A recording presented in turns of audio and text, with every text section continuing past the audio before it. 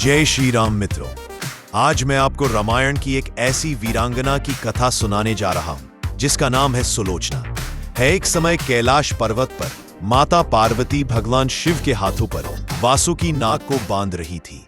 माता पार्वती ने वासुकी नाग को कस के बांधा कि वासुकी पीड़ा से तड़प उठा और उसकी आंखों से 2 आंसू की बूंदें धरती पर गिरी। पहली बूंद से जन्म हुआ देवी सुनैना का, जो आगे चलकर माता सीता की जननी बनी, और दूसरी बूंद से जन्म हुआ सुलोचना का। इसीलिए सुलोचना को नाग कन्या कहा गया। वह भगवान शिव की परम उपासक थी और बचपन से ही अद्भुत तेजस्विनी। समय बीतता गया। एक दिन सुलोचना शिव मंदिर में पूजा कर रही थी। तभी उसकी भेंट हुई मेघनाद से, रावण का पराक्रमी पुत्र। दोनों की नजरें मिली और मन से मन मिल गया। बाद में दोनों का विवाह हुआ और सुलोचना लंका की महापुत्र वधू बनी। लेकिन राम रावण युद्ध आरंभ हो चुका था। तीसरी बार युद्ध भूमि में जाने से पहले मेघनाद माता पिता से मिलने आया। फिर वह अपने घर पहुंचा। उसे लगा सुलोचना उसे रोक लेगी, रोएगी, विनती करेगी, पर ऐसा नहीं हुआ।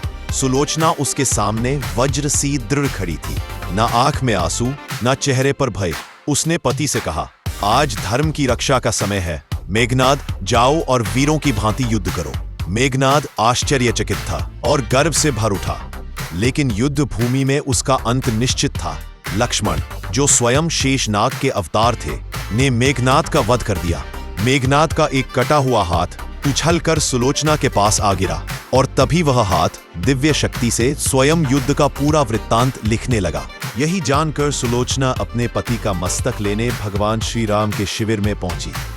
जब वानर सेना ने पूछा कि उसे कैसे पता चला कि सिर उनके पास है, तो सुलोचना ने शांत स्वर में कहा, मेरे पति के कटे हाथ ने ही मुझे सब बता दिया।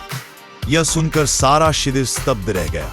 मेघनाद का सिर सुलोचना को देखते ही हंसने लगा, क्योंकि वह सतीत्व की शक्ति थी। सुलोचना ने सभा में उपस्थित सभी से कहा, यह लड़ाई मेघनाद और लक्ष्मण के बीच नहीं थी, बल्कि ये लड़ाई सुलोचना और उर्मिला के सतीत्व के बीच में थी।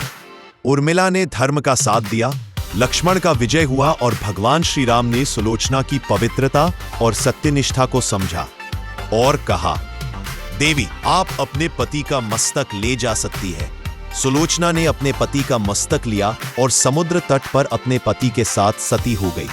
उस दिन पूरी लंका उसके साहस और धैर्य को प्रणाम कर रही थी।